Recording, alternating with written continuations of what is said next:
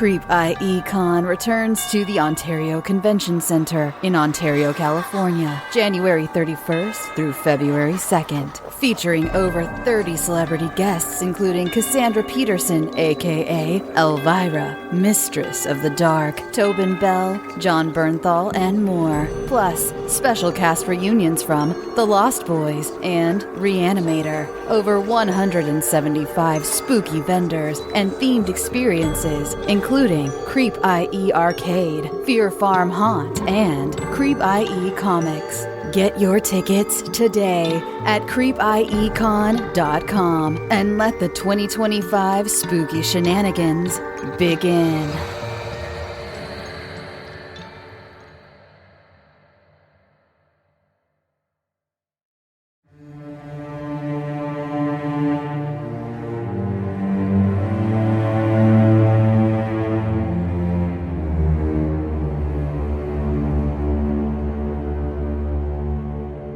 Hello, and welcome to Scare You to Sleep.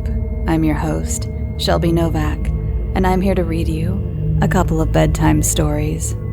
Before I begin, I wanted to give another shout out to Michael Thorson for sending me this clear voice spray. My allergies and my throat have been awful with these fires and the terrible air quality, and you are literally saving my career. So, thank you. First up is a story from Power Hawk Mash, and I don't want to spoil anything, but it involves one of my absolute favorite types of high strangeness. This is the strangest security tape I've ever seen.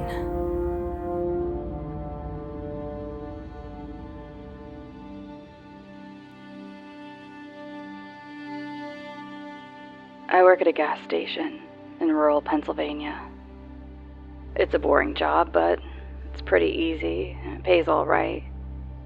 A few weeks ago, this new guy started. I'll call him Jeremy. Jeremy is weird. He's about 25 or 26, and he hardly speaks. But he's got the creepiest laugh I've ever heard. My boss and I both noticed this, but it's never been a problem, so there's not much we can do about it. Customers have never complained about him, and he's always done his job fairly well. Up until a few weeks ago, anyway. That's when things started going missing. Employee theft can be a problem at any business that sells consumer goods, and there's only one person working at a time at this gas station. It's a pretty small place. About 2 weeks ago, my boss started noticing that we were short on motor oil. At first, it was just a few containers at a time. Then, entire shelves and boxes from the back room. Pretty soon, entire shipments would be gone the day after we got them, and it would always be right after Jeremy's shifts. My boss had checked the security camera tapes from every single night he worked, but he could never catch him in the act. Jeremy would lock up at closing, then the motor oil would be gone the next day. My boss usually takes the tapes home with him to try to catch Jeremy stealing, but his daughter had a softball game last night, so he asked me to watch the tape for him. He offered to pay me overtime under the table, so I obviously took that offer. There are 3 cameras, so he gave me 3 different tapes to watch. I figured it would be a long night, but I'm trying to save up for vacation, so I really needed the money. I took the tapes home, popped them in an old VCR, and sat back. 2 days ago, the last time he worked, Jeremy started at 4 p.m. Everything seemed pretty normal at first. He counted up his drawer, switched off with the girl who was working before him, and waited for a customer. The first person who came in was Mrs. Templeton. The timestamp on the video read 4:03. A regular. She picked up her cigarettes and a newspaper and paid with a 20. Nothing unusual there. The next customer was some local guy named Ron. He drives a motorcycle, usually comes in every few days. He filled up his tank, got a bag of beef jerky, paid with his credit card, then left. Next was some guy with a cowboy hat. I'd never seen him before, but we got plenty of strangers passing through, just like at any gas station. He got $40 worth of diesel fuel paid with a $100 bill, and went on his way. I sat back and sighed.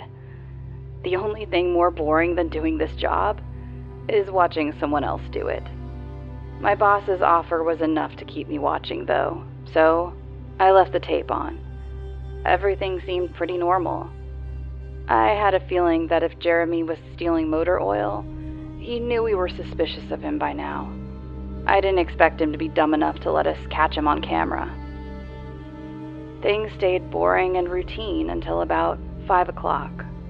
At 5:03, Mrs. Templeton came back in. She must have forgotten something. But she didn't. She bought the same pack of cigarettes as before, and the same newspaper. She paid with another 20. That's odd, I thought, but then again, she's a little absent-minded. I thought Jeremy should have told her she already got her smokes, but it's not against the rules to sell somebody the same thing twice. That's when Ron came in again. He bought another tank of gas for his motorcycle again. I later checked the outdoor camera because I thought maybe he had another car he wanted to fill up. And the same pack of beef jerky. He paid with his credit card again. No big deal. I figured this was just a weird coincidence. Mrs. Templeton is forgetful, and Ron probably owns more than one Harley. That's when the guy with the cowboy hat came back in. I felt a chill run down my spine. "Don't get Diesel, don't get Diesel," I found myself whispering to my empty living room. But he did. He got $40 worth of diesel fuel and paid with another $100 bill. Every move he made was identical to his first visit, right down to the way he scratched his nose before he walked out. Either this guy's rich, owns a lot of trucks, and just moved into town, or something really bizarre was happening. I kept watching. Every customer for the next hour was the same as before. Every single one.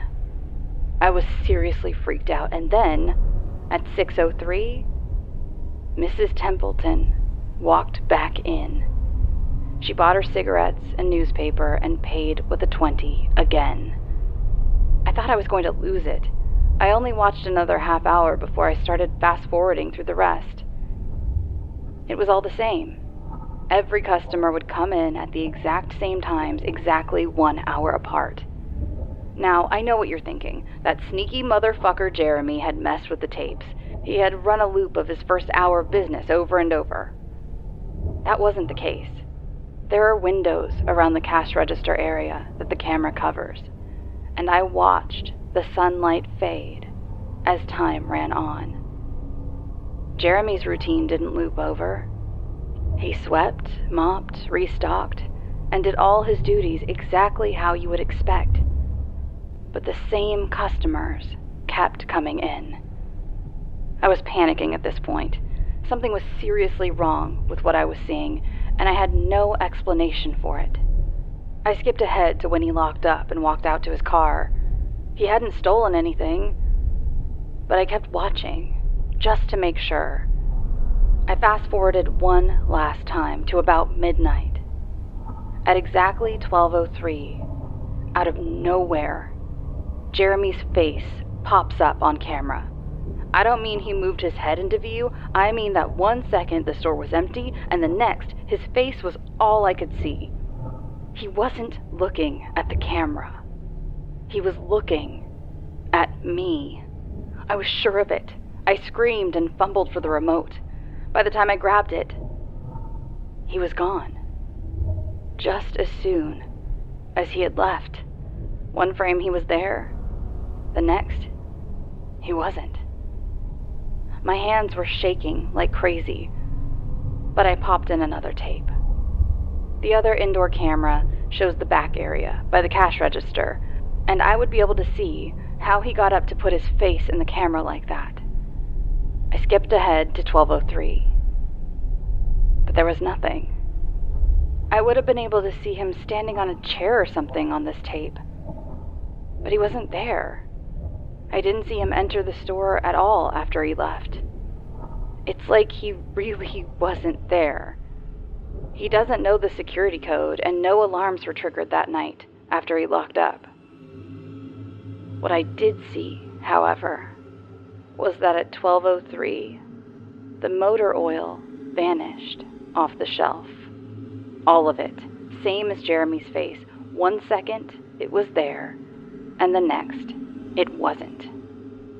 I turned that tape off and went to bed. But I didn't get a wink of sleep. My body is exhausted right now, but my mind is racing. That tape was undoubtedly the creepiest, most disturbing thing I've ever seen in my life. I work in a few hours.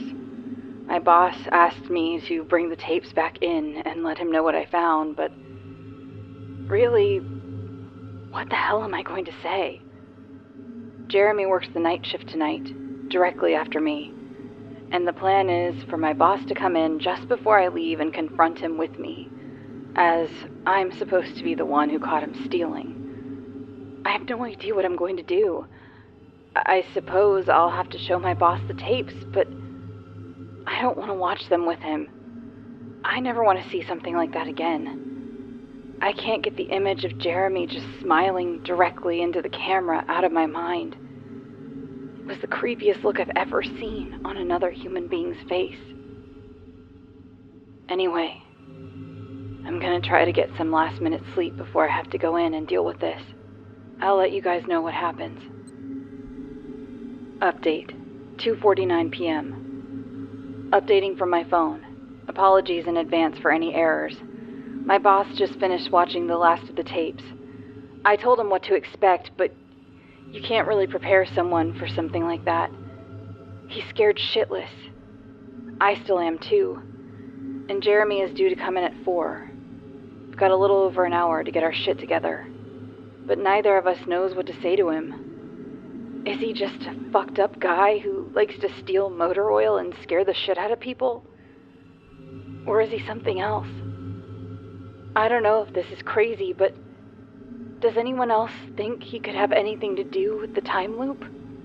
My boss said he never noticed anything like that in the other tapes, but the way he popped up in this one made me think he knew I would be watching. It's like he wanted me to see what he could do, like he was showing off or something. The way he smiled into the camera was like a little kid showing you a sandcastle they just built or something. I don't know, I probably sound crazy. I sure feel the part. I'm going to talk to my boss some more. We have to calm ourselves down and figure out how to handle this. I'll update again tonight.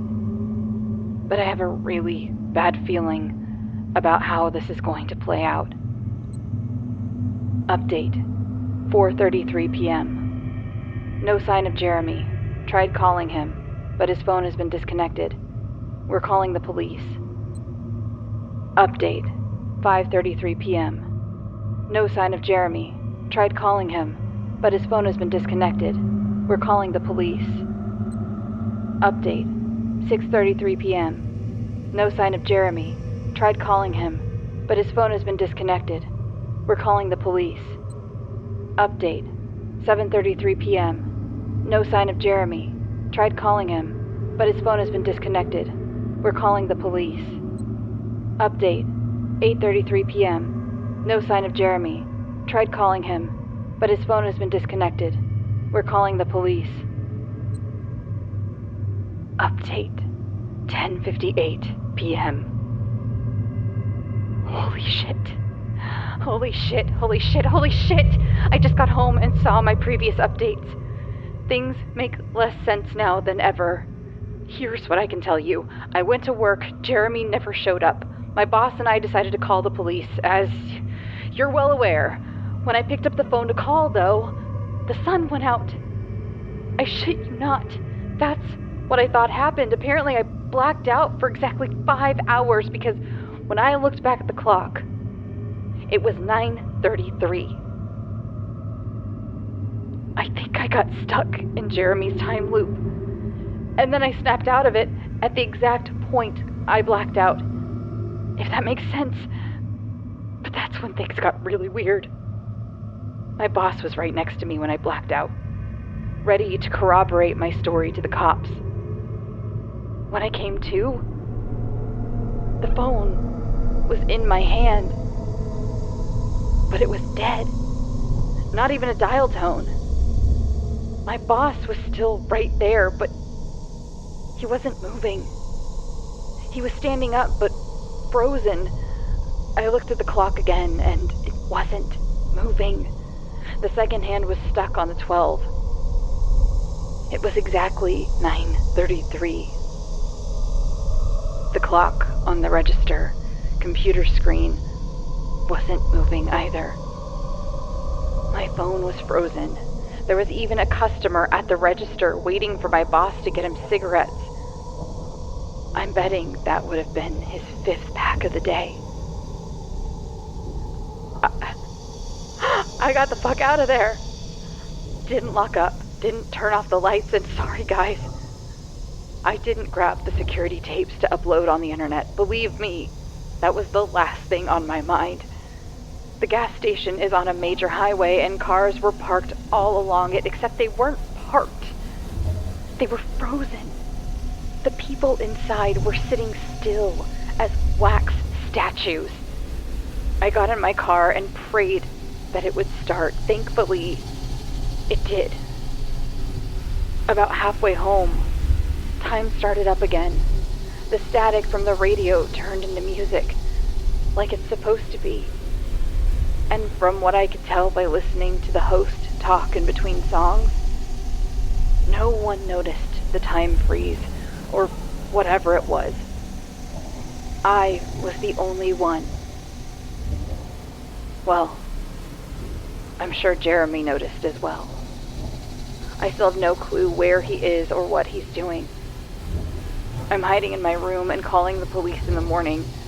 I don't know if I ever got through to them before, or if I did, whether they took me seriously. I'm scared for my life at this point. I'll update tomorrow if I can. Final update, 10:33 a.m. I finally fell asleep last night around 4. I have no idea how I did it. I guess exhaustion finally got the best of me. This morning, I woke up to my phone ringing. It was my boss. He'd been calling me since about 6. He woke up when time turned back on last night and immediately called the cops. They came by to see what was wrong, and he told them everything. The police around here are all small-time guys. They were more concerned with the missing motor oil than anything.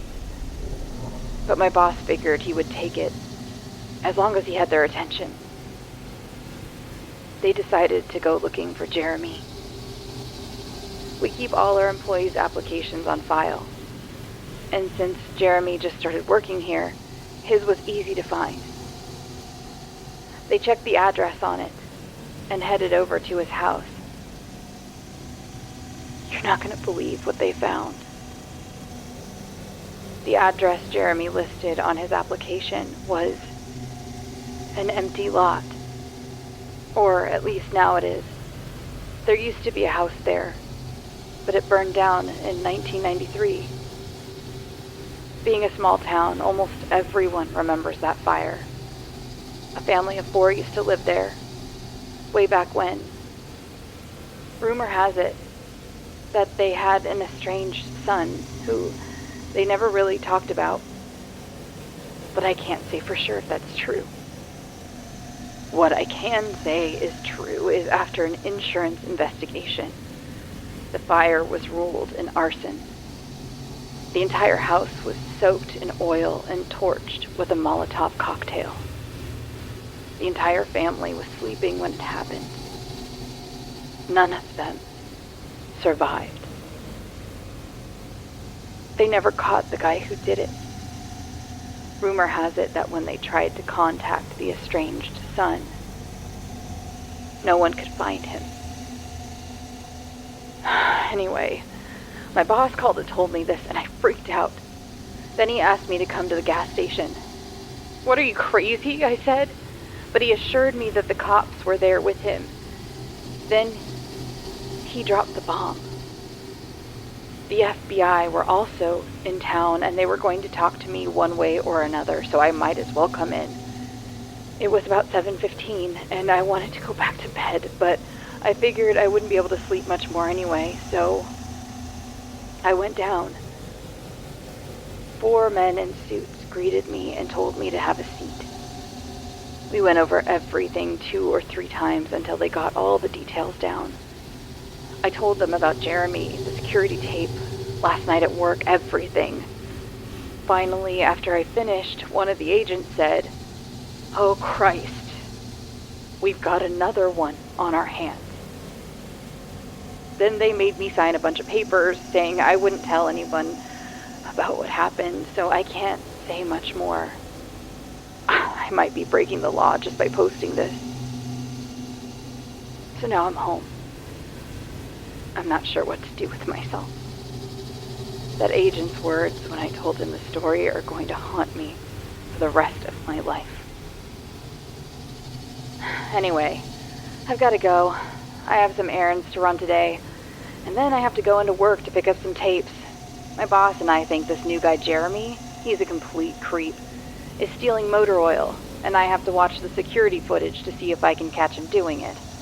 I have better things to do, but my boss is paying me overtime under the table, and I'm trying to save up for vacation, so I could really use the money. Should be pretty simple.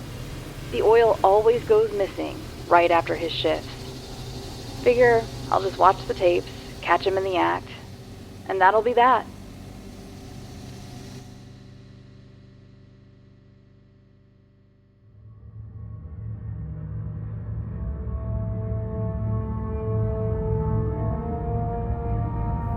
Next up is a story from author Hattey.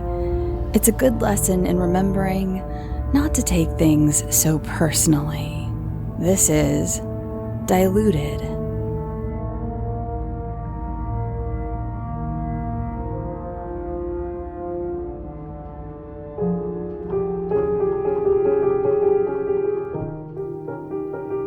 It can be difficult to make new friends as an adult, especially if you don't drink excessive amounts of alcohol or coffee. You can't stay out late because of your work schedule. Bars and clubs are off the table. If you aren't religious, then church groups are out. If you don't have a lot of free time, it's hard to volunteer for community service organizations. You have to find a niche interest group and meeting time that works with your schedule. I spend a lot of my meager free time at the library. I go there to get books, to read, sometimes to do crafts at the maker's space, and occasionally to sit in on a class. When I saw the flyer for a mixed genre book club with openings, I was immediately interested. I was so excited I couldn't wait to follow up. I sent an email to the contact on the flyer while sitting in my car in the library parking lot. A giddy smile on my face lit by the glow of my phone screen as I frantically typed out my message. I got a reply later that night. I was in luck. The group met at the library once a month at a time that would work for my schedule. I excitedly added the next meeting to my calendar and planner. I doodled a little book next to the meeting information and added an exclamation mark sticker for good measure. The email explained that the book club had a system of rotating who picked the book that month. Since I was the newest member, I would go at the end of the list. That worked out perfectly for me. It would give me plenty of time to learn what people liked. I wanted to pick something fun for all of us to read. Since the club didn't have a theme, I wouldn't be stuck with one genre. That suited me well because I'll read just about anything. I prefer to have variety rather than read the same tropes on repeat. I was absolutely not in the mood for romance novels, and thankfully, there weren't any on the list of the club's recent reads. Hopefully that meant I was in the clear. The first book was a sci-fi novel, Augmented. It dealt with the concept of transhumanism in a future where humanity was spread across the galaxy. The pacing was laid out with skill. I had a really hard time putting it down. I took detailed notes in the back of my planner, preparing myself for whatever kind of discussion there might be at the meeting. I wasn't sure if this was the kind of group that would have some casual chatter or do deep analysis. I hoped for the latter. I like a structured meeting where everyone in the group gets a turn to speak. That way, you really get to dig into the material. I find that kind of discussion more rewarding. I also think it helps the members get to know each other. You can tell who has similar book tastes and get their recommendations. You can see which people try to dominate the conversation versus those who actively try to engage others. I like to watch the social dynamics of big groups to figure out where I can fit myself in the best. I had that nervous, meeting new people energy welling up inside of me from the moment I entered the library conference room. I was relieved when the apparent leader took charge and got the meeting started. There were some announcements, and I politely introduced myself without drawing too much attention. Then the group excitedly dove into discussion. One thing I especially liked about the first book was how the main character's family was similar to mine. It was one of the elements that made the story relatable. I brought this up when it was my turn to talk. It made for a good discussion point and allowed me to share a bit about myself with the rest of the members. They mostly seemed to know each other already, so I felt like an outsider at first. But discussion was casual and everyone was welcoming. I left the meeting abuzz with positive social energy after adding several new contacts on various social media sites. The monthly book announcement was set out via email a couple days after each meeting. There was also a group text chain that most of the members participated in. I immediately started making mental plans to get to know certain people more. Hopefully that would lead to some friendships that extended outside of the book club. I joined the group message with a casual, "Had a great time at the meeting. Thanks for adding me to the chat." I lurked for a while to get the flow of things before I started adding my own comments. It felt exhilarating to be involved in a big group conversation again. The next book was a historical fiction, Through Stained Glass. It's a genre I don't read often. Thankfully, it wasn't one of those stories that's all about women suffering. It was more of a family drama with an overarching mystery. I loved the slow unfurling of the plot elements as the main character discovered the truth of her family lineage. The drama surrounding the inheritance that was stole from her. Unfortunately, I did not enjoy reading the sections where the main character lamented over or fought with her ex-girlfriend. The ex-girlfriend was just too similar to my ex, Colette. It hit close to home in a bad way. Colette had broken up with me about 3 months ago. We'd been together for a pretty long time, shared a lot of social groups. It was hard to read the scenes of the characters fighting when the arguments sounded so much like the ones I had had with Colette. I didn't bring up this sadly relatable element at the next book club. Thinking about it too much put me into a bit of a funk, so I focused my discussion points on the resolution of the mystery. Despite my best efforts, I wasn't very social at that meeting.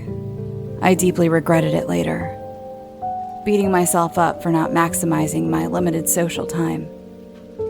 Thankfully, I was able to improve my mood after a couple days. Then I eagerly jumped back into the random discussions of the group text. As the months went on, I found myself more interested in the book club members, but more put off by the books they chose. The group was friendly and chatty. The discussions were lively without getting heated in a screaming kind of way. People gave appropriate content warnings, though we never read anything too dark. It all felt pretty evenly balanced. My issues with the books were personal. I had a hard time giving my reviews because elements of every book reminded me more and more of my life in uncanny ways. I'm not talking about little things that are universally relatable. I mean stuff that was weirdly specific. The physical descriptions of characters would sound exactly like someone I knew. Situations that happened to me at work would be duplicated by the main character. Particular conversations I'd had with a family member would be played out by the characters on the pages. I couldn't bring those things up during group discussions. It was unnerving in a way that felt surreal. Reading those books made me feel tense, edgy. I wondered if they noticed. Analyzing my every word and action, I reviewed every minute of the meetings on repeat afterwards. I hand-wrote my texts and reviewed the wording thoroughly before ever typing them into my phone. I was very careful. I barely spoke at the next couple book club meetings. I'd sound like a complete narcissist if I was constantly talking about how everything related back to me. Right? Or maybe everyone feels this way sometimes. Maybe this was normal. Maybe I was just processing the grief of losing everything. Everyone related to Colette. My mind was exaggerating the similarities because of my anxiety around letting new people into my life. Dropping out of book club would be another situation where I pushed everyone away over my own bullshit. I had to ignore the coincidences and keep going. Had to be social. Had to keep reading. After the 9th meeting, I stared intently at my phone until the next book announcement came through. My lips curled into a smile as I scanned the book summary. The next novel was a wuxia epic documenting the fantastic adventures of martial artists in ancient China, The Legend of Discord. My mind couldn't trick me this time. There was no way to contort this book into being about me. I excitedly picked up the book as soon as I could. 3 pages in, I set it down on the dashboard and wept. The main character had the same name as me and grew up in the same town. Despite that being highly unlikely since I was a white woman born in 21st century Kentucky, it just didn't make any goddamn sense. I was finally at my breaking point, so I messaged the group chat. This had to be some kind of prank. Someone had messed with my copy of the book before I picked it up from the library. Maybe they had been doing this on purpose all along as some sort of initiation ritual. I held my breath, waiting for someone to say, "Got ya," for someone to admit that this was some sort of literary hazing. But the responses were confusing. I think that's just a common Chinese name or something. Girl, this is a classic. It was written before you were born. The description didn't really sound like you. Maybe the hair? Not sure about the rest. I don't get the joke? Sorry, Melanie. I got one private text later. Not to be not PC or anything, but you're acting crazy, girl. It's just a book. Okay, fine. Everything was fine. It was just a book. I was being ridiculous. I just needed to read the damn book. I can see things through. I can finish what I started. Commitment isn't the issue, Colette. Meeting 10. I watched the other members of the group with wide, dry eyes as they animatedly discussed the action scenes. My eyes grew parched from a lack of blinking. My jaw clenched every time someone said the character's name. My name. Yes, it was sad what happened to Melody in the end, wasn't it?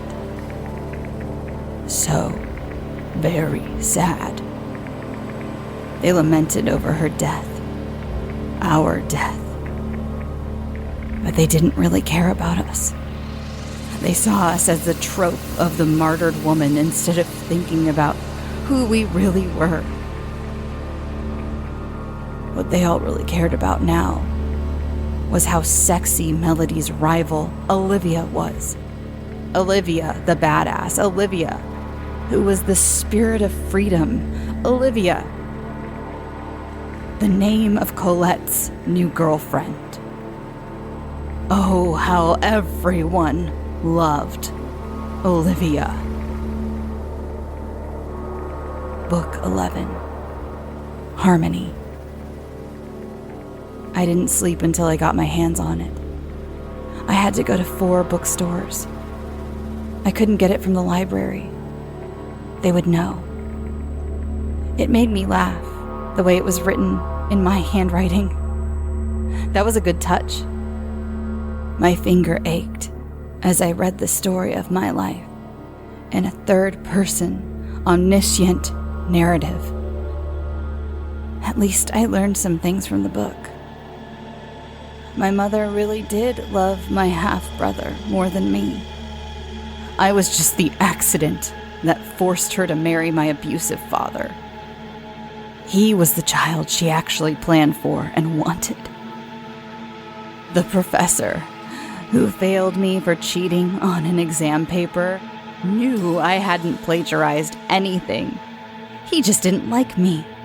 Thought my perspective was too feminist. My coworkers talked about me behind my back.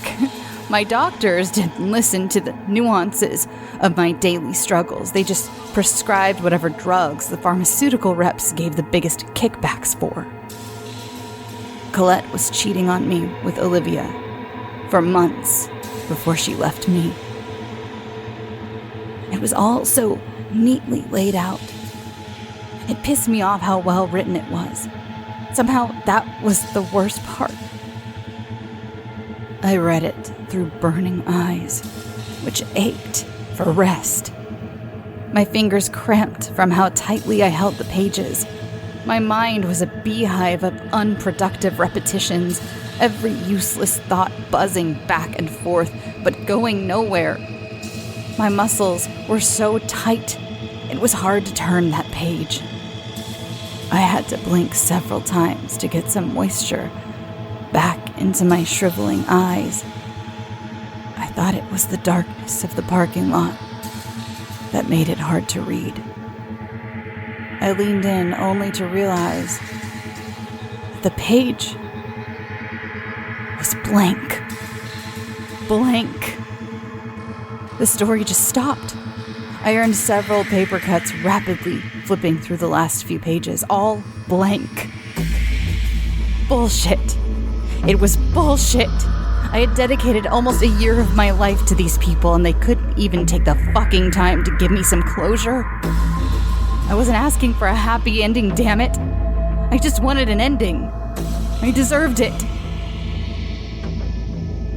Sometimes, I was watching the book, running my finger up and down, the red streaks filling the empty pages.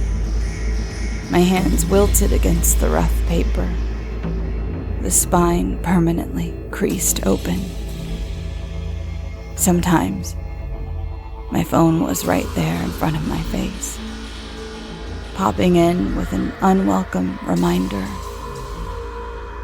I watched the book club chat continue, as active as ever. No one noticed me lurking. Message bubbles popped and burst their text into the flowing river of communication as I laid helpless on the shore. The book grew redder. My eyes grew wider. Something aches inside of me. It hurts. And it hurts, and it hurts, and it hurts, and it hurts, and it hurts, and it hurts, and it hurts, and it hurts, and it hurts until it dies. Then it writes the ending of the book. It's taking me to book club tonight. I have to tell them the ending. The discussion is the most important part. Words as divisions of thoughts into every corner. permutations of our story linked through our organs to the very trees that they thrive on, merging through the connections, overlapping inevitable materiality. They don't want me to bring my book into the library. Into the library. But I make it to the conference room because all of the screaming goes in the opposite direction. In the meeting, the group is too silent. I'm not supposed to start. I'm not the leader. But Mark is too pale. He won't look at anyone. So I decide that I can start because it's my book. Whatever flows between my teeth tastes awful. They must taste it too because they look upset. Someone lays on the floor. Everyone else is standing. When I tell Elise she should sit down and rest her bad knee, she moves back against the wall. Mark starts to cry. I'd be annoyed if it was loud, but his sobs are quiet enough that everyone can still hear it. It keeps reading. It's so much lighter now. I can't hear it anymore. But I know it's still going. So why are they trying to leave? Why don't they like my book? We have to discuss the ending.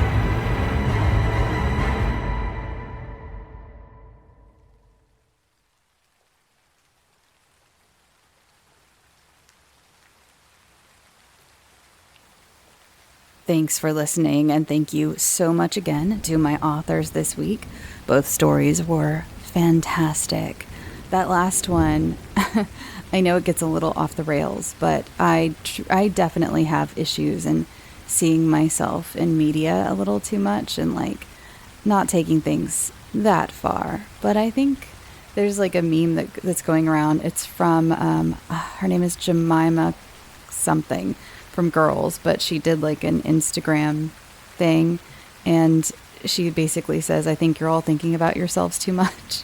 And I kept thinking about that meme during that story. But yeah, thank you so much again. If you like the show and you'd like to keep up with the goings on of the show, you can follow me on social media at scareyoutosleep on all the socials.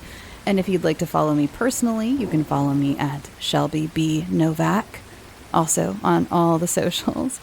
And if you'd like more from me in a more casual atmosphere where I talk about horror movies and horror news, you can catch me on the Bloody Disgusting podcast as well.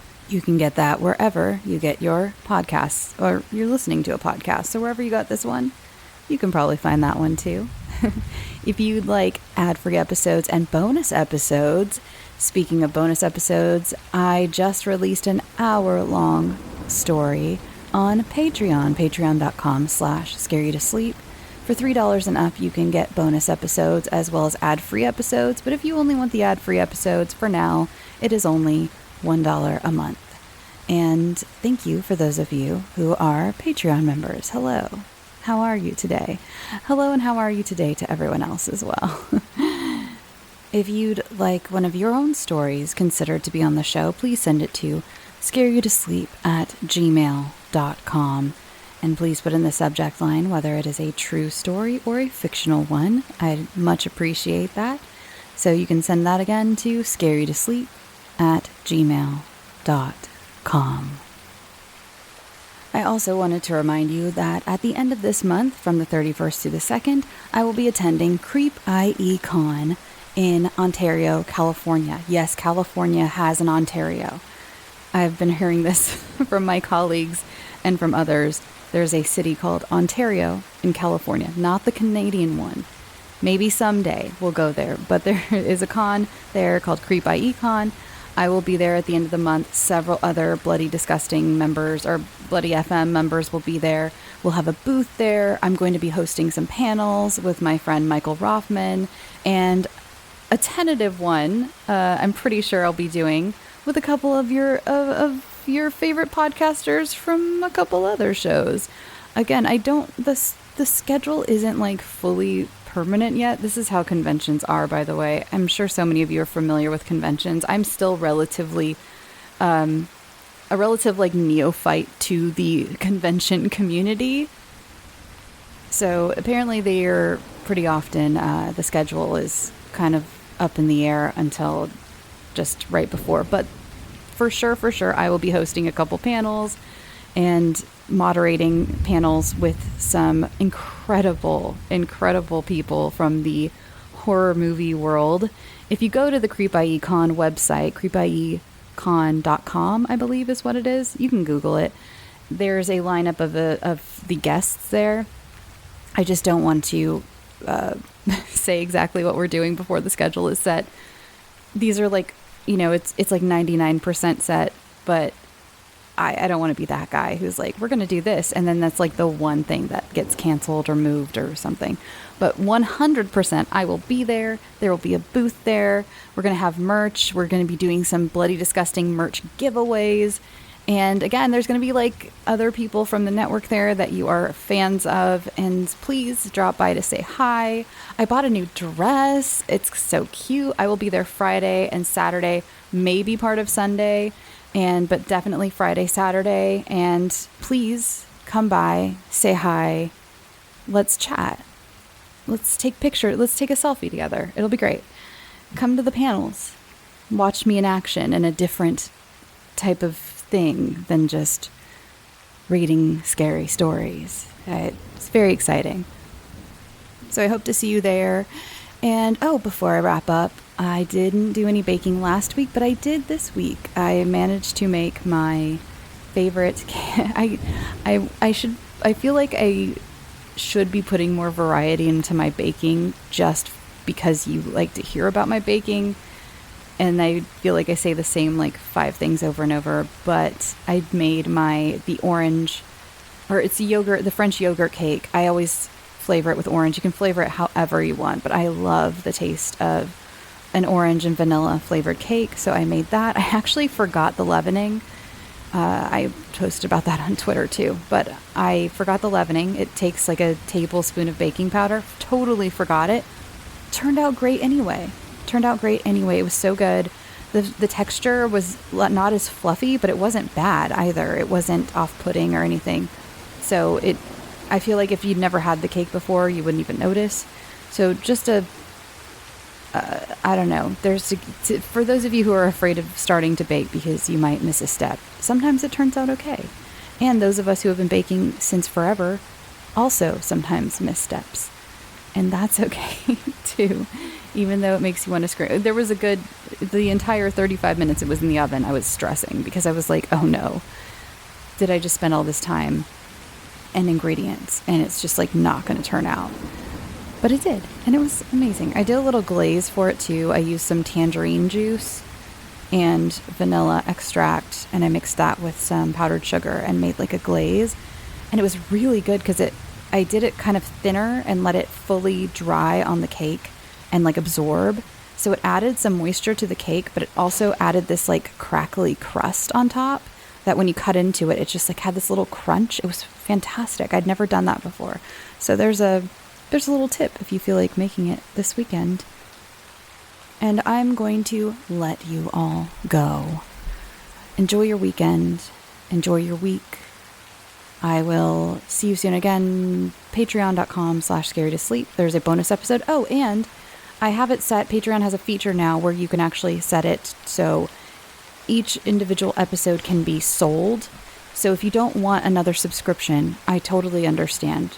Our lives are subscriptions now. It's just the way the world has become. And so if you don't want another subscription, but you're really interested in maybe like this hour-long bonus episode, or if you're interested in any of the other episodes that you really maybe soothes you to sleep a lot easier, I have my own favorite ASMRs that are just go-tos, my ride or dies that'll always get me in the right headspace or to set me to sleep. I have different ASMR for different moods. And if you have a certain episode that you just really want ad-free, but you don't want a subscription to, go ahead, you can go and purchase just that one.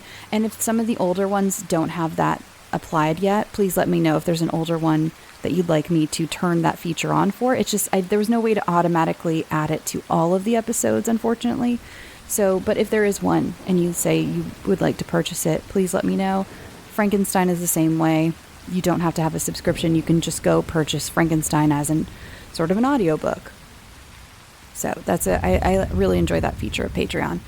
Okay, I'm going to go, and I hope you have a fantastic weekend, fantastic week.